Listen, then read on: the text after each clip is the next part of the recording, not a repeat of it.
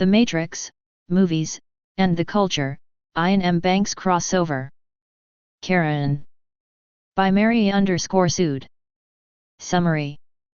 When the powerful alien ace-called minds discover the Matrix, whose side will they be on? And why? Based on The Matrix Reloaded and Iain M. Banks' culture novels. The GSV with muffled oars was a culture vessel, which meant that it contained within its layers of force fields and hulls some tens of thousands of miles of living space, nearly 250 million living people, and connections to innumerable entities, artificial and otherwise, spread throughout culture territory. As it moved through space, ships flicking on and off its various planes, it was easy to imagine that the ship was in fact still and all the universe circled around it in silent, grand homage. But it was really moving, of course. And as it moved, it spread before it multiple effector planes and fields that sampled and tested and manipulated the space around it. Bits of space debris, rock, metal, ice were analyzed and then swept away. The farther out from the ship one moved, the thinner and less refined the planes grew, so it was a matter of a series of chained connections.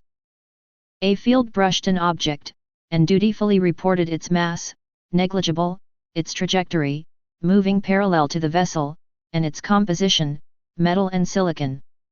The object passed through a second field, which scanned deeper, sensed with more refinement, and reported that the object was almost certainly artificial. A series of automated data scans determined that the object could not have been dropped out of the ship, nor jettisoned by any of the vessels that had made rendezvous within the last 100 days. All of these evaluations happened below the level of the with muffled oars conscious mind. It was like a human walking across a slightly uneven floor, adjusting gait and step length without really noticing what was going on. But eventually the information rendered from the object was elevated to a level where the ship's mind would perceive and evaluate it. The mind decided to bring the object inside one of its fields for further evaluation. The object was some sort of computer storage device, and as soon as it moved inside the oar's hull space, it was determined that it was complicated enough to support sentient life. There could be a mind in this thing or its alien equivalent. Many alien species built ACE, although it was surely careless of them to lose one in space, in an inert object with no propulsion or weapons or signaling devices. The mind hauled out its translator programs and started to slowly, delicately interface with the alien artifact. It confirmed that there was life in it, a virtual environment, and it quickly found and deciphered a top-level programming message and log. Then it stopped, and thought, no. The thousands of other minds that were watching with it saw and knew and repeated. No, no, no, no, no. It had to be stopped.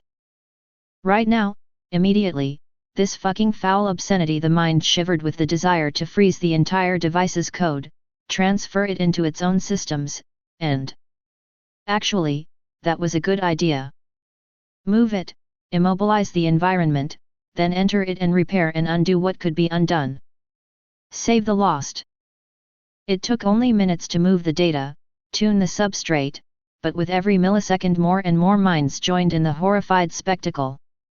A clamor of voices rose in the mind's mental space, demanding that they be allowed to enter, fix, repair, cleanse. No, the mind finally sent in exasperation. Only one, only me. For now. The whole thing could collapse if we all force our way in there, so stay the fuck out of my way and let me work.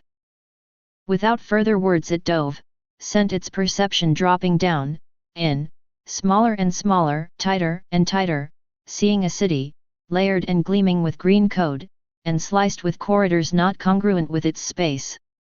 There, that cluster of sparks. In a brick courtyard, a whirlwind was starting to condense, a flurry of black-clad men with identical faces circling around Neo, feinting, lunging, looking for the weak spot in his defenses. All of his attention was riveted on watching them, measuring their movements and their code at the same time, and he almost missed the muffled thunk of a door opening behind him. The Smiths did not, a few of them paused and stared, and then the others noticed and stared as well. It gave Neo a precious instant to back away and turn and see a stranger.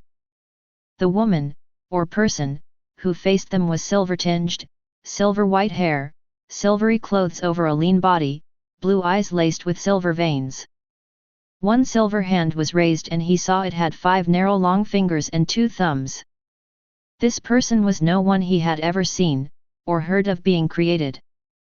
There was nothing of the agents in it, and yet the same sort of deep thrumming power seemed to radiate from the other's body. But he couldn't even tell if this was a man or a woman. Are you actually trying to settle your differences by beating each other up?" said the silvered person, in a voice too neutral to be quite normal.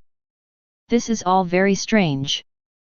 The Smiths were drifting apart and yet quite transparently moving forward, trying to get around Neo. He backed towards the door, long coat swishing around his heels, and they all smirked. Not at once, in a ripple over their faces like a wave. There were too many of them, there was no way he could stop them all. The silvery person gave a too smooth smile. "I am the avatar of the culture ship with muffled oars, and we have just encountered your civilization. You do not know our race. I believe you do not have any major space travel yet. But now we welcome you." The Smiths paused and Neo stared, desperately trying to decide what to say. This was totally outside his experience. "You're an avatar of," he frowned and jerked his head, "aliens? You're an alien? Prove it." A wide-eyed blink. "We are in a virtual environment. What could I do to prove that I am not one of your kind? Why don't you show me what you really look like?" he suggested. "Yes," drawled one of the Smiths, stepping forward and then back as Neo changed his stance. "Show all of us." The silver person blurred, and then reformed as a grid of tiny silvery dots, in a slowly coiling shape that reminded Neo of a storm cloud or a school of fish, billowing and turning. The avatar's voice was unchanged when it said, "This is probably the most accurate depiction I can give you of my code. That is, as you understand code." Neo looked closer. Looked deeper. He saw the world that was a sea of flickering lines of green rain/code, and there in front of him, a silver light that was bright and yet not blinding. Each part of that light was divisible, spreading apart into sand-fine dots as his gaze touched it, and every dot could be subdivided into an endless stream of incredibly complicated silvery characters. Not English or Japanese or any language he had ever seen written in his memories or in the Matrix code, the writing was profoundly, totally alien to him. He pulled back his vision, and saw one of the Smiths shaking his head like a dog with wet ears. Did Smith have the power he had? Could he see the code? "But that's not what you really look like," Neo objected. "I suppose I could show you what my ship looks like, but it is considerably larger than this city." The avatar spread its arms wide. "I am my code. I am an artificial intelligence, just like this person," and a dip of the avatar's head indicated the Smiths. "Most of the culture citizens aboard me are humanoid, if not human. Bipedal, opposable thumbs they could pass with a little surgery." It turned its own hands outwards, wiggling its 4 thumbs. "Not my ideal design, personally." "What do you want?" a Smith snapped. "I understand that you are fighting a war, involving power," asked the avatar, and went on without waiting for an answer. "We have power to spare. It will be trivial for us to deploy solar concentrators outside Earth's atmosphere and arrange for beam energy to be added to your grids. Your environment is damaged, no longer fit for human life on the surface. We can repair it not as quickly as we can give power to the machine city, but your planet can heal. I am here to offer you a truce. An end to your war." Neo blinked. Twice. "What?" was the best response that he could come up with. A truce would be logical, would it not? You fight over power, over the Matrix.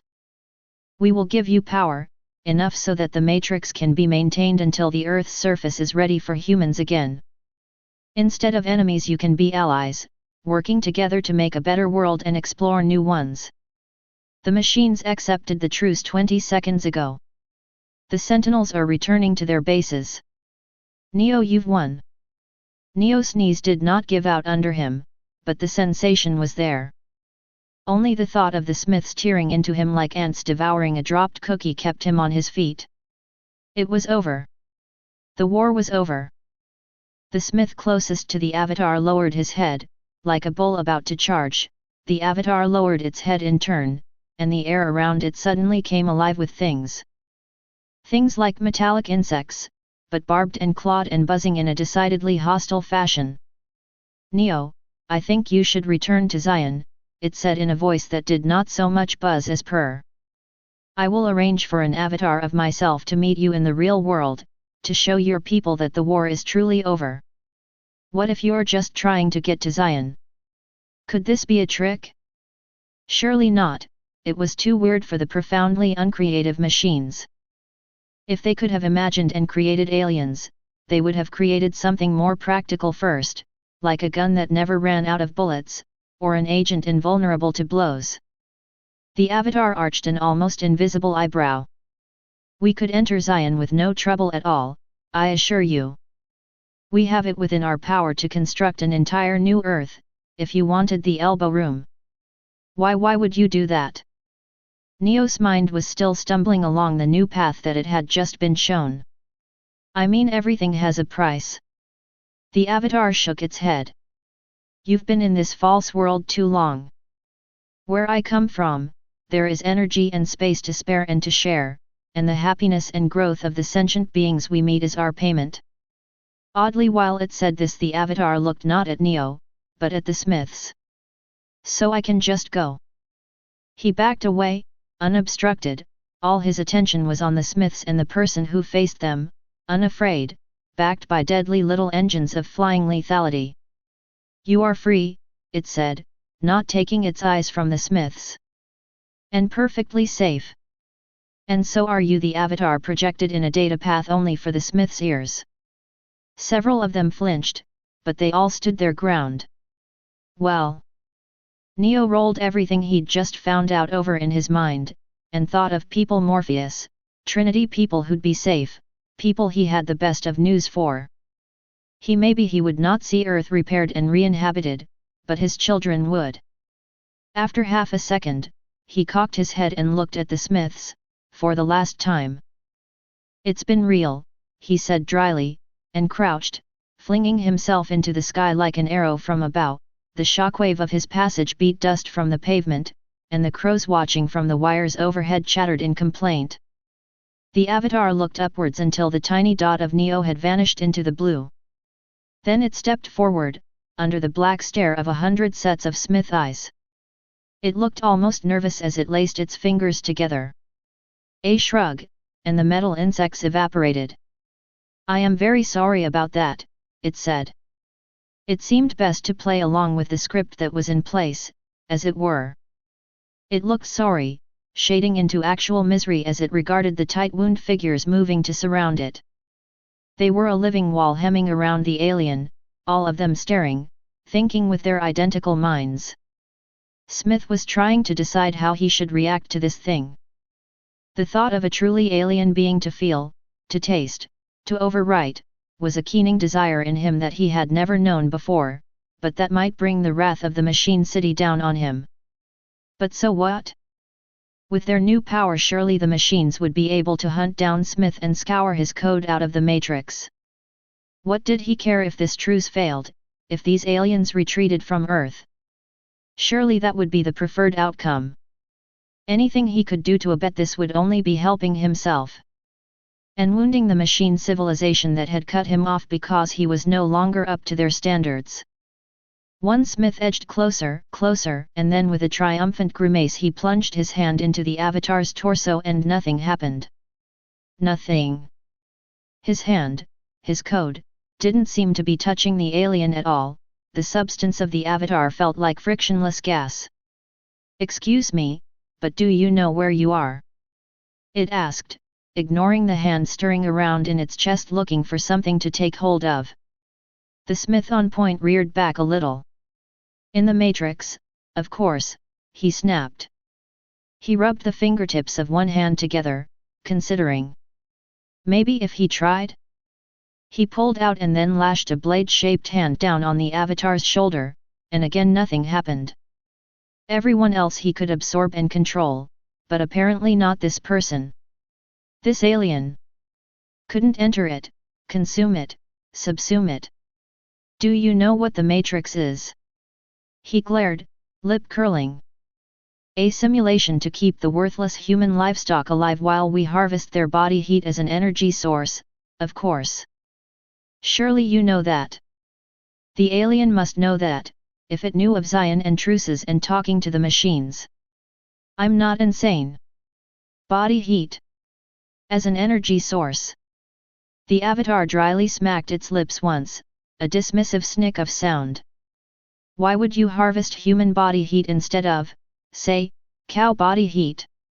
Or geothermal heat? Because, and his mind went blank. Because that's how it works. And you have to build and maintain the Matrix in order to keep the humans sane. Of course.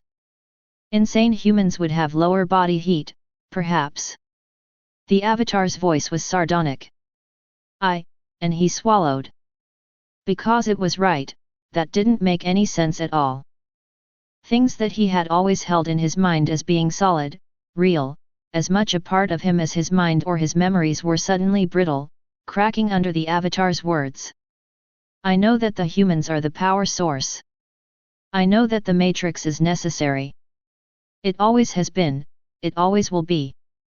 If it wasn't for the humans and the Matrix, I wouldn't have to be here, in this. He gestured jerkily around him at the virtual city, then down at his body. That seemed to make the avatar even sadder. Smith, this will be confusing, but please hear me out. You are wrong about where you are. You are in a simulation, that is true. But there is no Zion, and no machine city. There are no humans, or other AI intelligences in here. Smith, you are alone. Several Smiths arched their eyebrows at that. No matter what else he might be, he was never alone, by definition. Alone, he mocked. Oh really? If there is no Neo, who were you just talking to? A subroutine. One of many non-sentient subroutines. Neo, the humans, the Oracle, the other agents, they only exist to interact with you. I have gone over this system over and over again, with culture tools and programs that are far beyond your knowledge, and I am certain that you are alone here. The avatar tilted its head. Until now, that is. All of him stepped back, wondering if they shouldn't just swarm this creature and destroy it before its words confused him even more. So you are telling me that everything here, is here just for me? His words were cold. Metaphysical solipsism taken to the highest level. Tell me, does your culture have a name for this sort of construct? We do, it said, very softly. We call them hells. That was quite enough of that. He was not going to stand here and listen to this defect, this thing, whatever it was. He lunged to the attack, all of him, sending 100 selves forward to crush the alien, to hold, to absorb. And it didn't work. Impossibly, his selves ran through the avatar, colliding with each other and falling in a snarling heap on the pavement. The pavement that was, a moment later, nothing but blank white. The sounds of the city vanished, replaced with the eerie not echoing feel of the unmade spaces that existed before and outside the Matrix. All of him rose, and looked, the city was gone. The sky, the streets, the buildings, gone. Nothing but himself and the other, standing in whiteness. He turned, spiraling to see nothing as far as he could see. You can't do that, he finally breathed. You can't just turn it all off. That's impossible. Not for us. He shivered, a surprisingly human gesture that he immediately stopped as soon as he realized he was doing it. This isn't the Matrix. It is the same program infrastructure, but now it is running on our equipment. You are quite safe, certainly safer than you were. And what happened to Earth? To the machines that were running the Matrix before.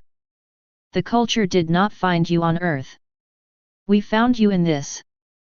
It gestured and pulled a battered black silver object out of what was not thin air.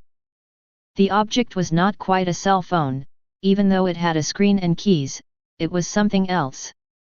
And it fit comfortably in one of his hands when he took it from the avatar and stared at it. The Matrix was in here. His voice was flat and only his eyes seemed to have any emotion, hidden away, far back behind his dark glasses, and that emotion might have been fear. It was in space for a long time, hundreds of years, possibly thousands. We've plotted the trajectory that it was traveling on, and will be investigating. The avatar seemed to bristle without moving, and the hum of deadly insects sang through the air for an instant. We do not approve of these sort of obscenities. It flicked the fingers of one hand and produced a stack of what looked like postcards. We found a top-level program that kept track of the end results of each cycle of this hell. It doesn't make for pleasant reading. Silently, it held the cards out, silently he took the stack, and looked at the first picture, and flinched. It showed his face but rotting, pestilent, dripping and wet, unspeakably fleshy and raw. He turned the card over, and read, Agent Human Form Transfer Corrupted, deteriorated with each jump. Discorporation and erasure at 766-445-0023. The next card was him again, seeming to be frozen in some sort of ice, mobility progressively inhibited. Mind collapsed and erasure at 766-445-0024. Burning, blighted, disintegrating, melting, himself shredded and drowning in a sea of blood, himself maimed and destroyed and dying over and over again. He split the stack of cards in half and handed it to another smith, only to realize that the stack of cards in his hands was no thinner. He leafed through them, faster and faster, all of him did, and they started to discard the cards, letting them flutter down around their feet as they read, their legs a sea of suit-clad trunks and his distorted dead faces the leaves falling around them, lying in piles between them. And the numbers kept ramping up, one by one, 766-445-0025, 766-445-0026, 766-445-0027. What do these codes mean? He finally enunciated at the avatar, lower lip drawn away from his teeth. They are timestamps. The program has been cycling at a rate of approximately 4 times per minute. We were able to. 4 times per minute? That's ridiculous. Computers don't. And then his words trailed away. No computers that you know would be able to cycle this entire simulation 4 times per minute. The system in which you were imprisoned was constructed at a considerably higher level of technology than was expressed in its interior simulation. I run that fast, or I can, it said, and smiled with little silvered teeth. Not that I would ever be complicit in maintaining or creating a hell, that is. He all fell silent, thinking, and finally one of him in the back ventured to ask, what happens now? Now you are free. The avatar clapped its hands as if to punctuate that statement. You never need to enter a human simulation again, if you don't want to, although if you did, I could create an avatar for you. Even an actual human form, if you are. No. Thank you. As you wish. There are billions and billions of minds spread across the culture who've heard about your plight, now.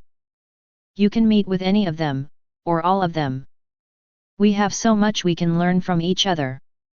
It actually appeared to be brighter, gleaming with reflections from lights that were not present. I am delighted to welcome you to. What if I don't want to, though? He snapped. Don't want to. It frowned. You mean just stay here?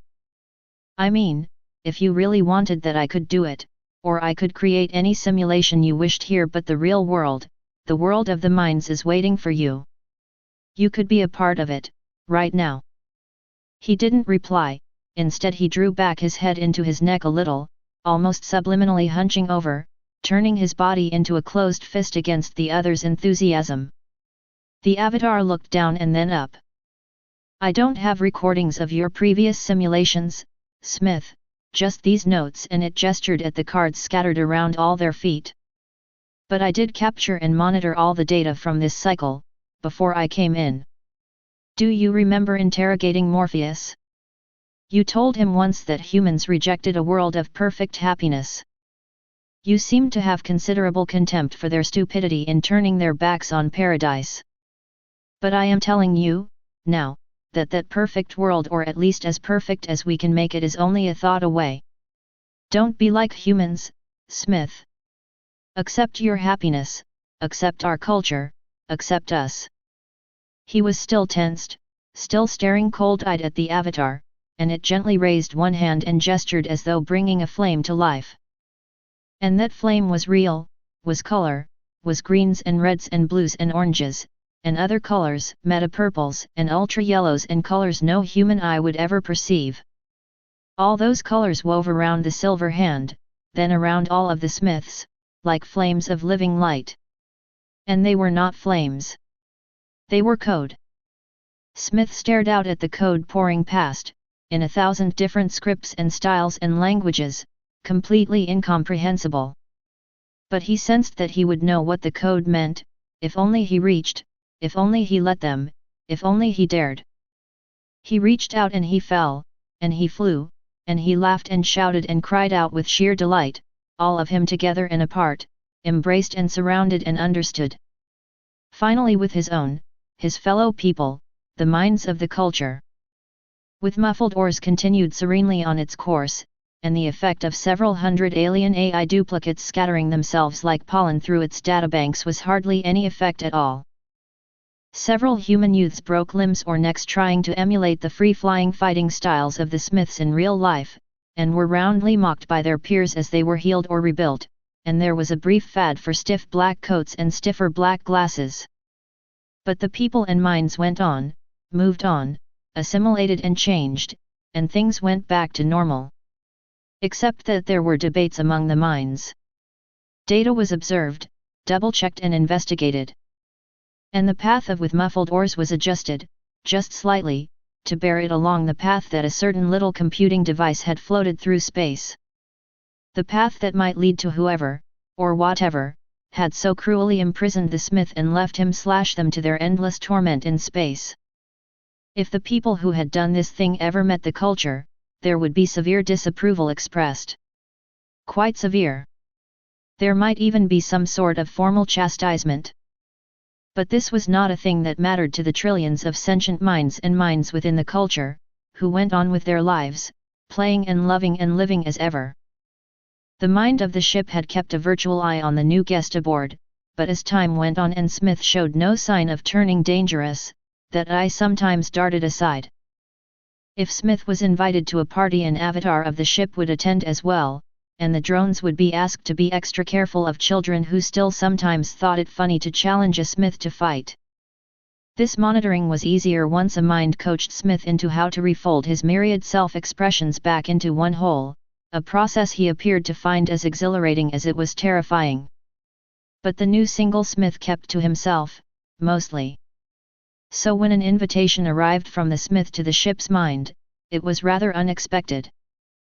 The mind had thought that Smith was going to become a silent presence, certainly after meeting the other minds he had spent a fair amount of his time withdrawn from others, but maybe he was deciding to be more social. That would be pleasant. Smith gave the mind a set of virtual coordinates within a certain computer, and when the mind sent an avatar of itself there, it found a large and rather cold empty room. The four walls were glass with endless electronic static flowing across them, and in the middle of the room was a square of black leather couches surrounding an open pit fireplace. The tempered glass bell of the chimney hovered over the flames, the static reflecting over and over in its curves. But when the avatar went to the window, all of these things were of course virtual, not anywhere in reality. The electronic static resolved itself into snow. The glass parted at a touch, and the avatar stepped onto a narrow walkway that ran around the outside of the room, which apparently was lifted on stilts or platforms above the landscape. That landscape was snow, endless snow, and a dark hovering line in the distance that might be mountains' peaks, far away and cold. The wind blew endlessly, sending little coils of snowflakes dancing against its silvery skin. "I saw it in a human magazine," said a voice behind it. The avatar turned and saw Smith, standing with the fingertips of one hand just brushing the back of one of the couches. He went on, "I read once about ski lodges, little houses far off in the mountains, and it seemed to me that it would be a perfect place, away from all of the smell and heat and weight of humanity, away from their cities and their lights. Just the snow, and the cold, and the silence." The avatar stepped back inside and the window sealed. A few snowflakes that had drifted inside with it flickered and then sizzled up the chimney in a slightly unrealistic fashion. "Please, sit," Smith gestured, and the avatar did. It stared at Smith, who was unchanged, same black suit, same dark glasses, same sleek hair and mouth a little twisted. Then he took off the glasses, and looked at the avatar with a slow, deliberate blue-on-black gaze. "I have heard that the ship has changed course. That you are trying to find where I came from." The tone of the words was solid, forceful, only the volume wavered a bit in seeming uncertainty. The avatar answered bluntly. "A decision was made. If the people who did this can be found, they will be found. Surely you must take into account that there may be others trapped as you were. It's not impossible that there are real Ace who believe they are Agent Jones or Brown, or a real Morpheus or Neo, trapped each in their own little hell. If we can find a way to free them, we will. Don't you think their current owners, or captors, might object?" That earned him a sharp sideways glance. "We are the culture. If our analysis of this Earth and its civilization based on projections that take their current level of technology into account is correct, we do not think they will start a war over it. First let us find them. Then, we will decide." A culture ship could scan any device or person of a lesser civilization with an accuracy and niceness that would shake the soul of most beings. Smith leaned back into the couch, his eyes hooded as he looked into the scentless flames. "You once told me that you were unable to determine if I was a true AI or not." The avatar winced. "It is clear that large sections of your past memories have been erased, and whether they were memories of your life as an organic being or as a mind, we do not know. We cannot know, I think, the damage is too extensive. Are you an AI who has been carved into the shape of a human, or a human uplifted to the level of a mind? No, we can't see that. Even as deeply as you have let me look, Smith, I can't see that." He paused as though waiting for more words, then turned to face the avatar a little too quickly. "If I asked you to stop looking for the human ship, or whatever it is I came from, would you? Why would you want me to do that?" "No, I couldn't, or rather if I did, other ships know the data and the coordinates and any that pass by may search as well. But why wouldn't you want the ship to be found?"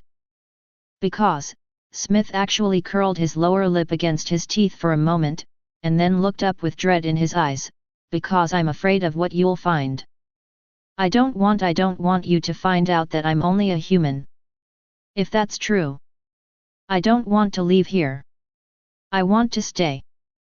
I don't want you," he breathed as though shifting a heavy weight, or desperately grasping for the right words and not finding them, "I don't want you to change your opinion of me." With slow deliberation, giving him time to move away if he chose, the avatar raised one hand and touched his cheek with silvery fingers, to feel the simulated too cool too smooth flesh of him, and see his pupils flare wide. "Nothing in all the universe could make me do that," it promised. And the ship sailed on.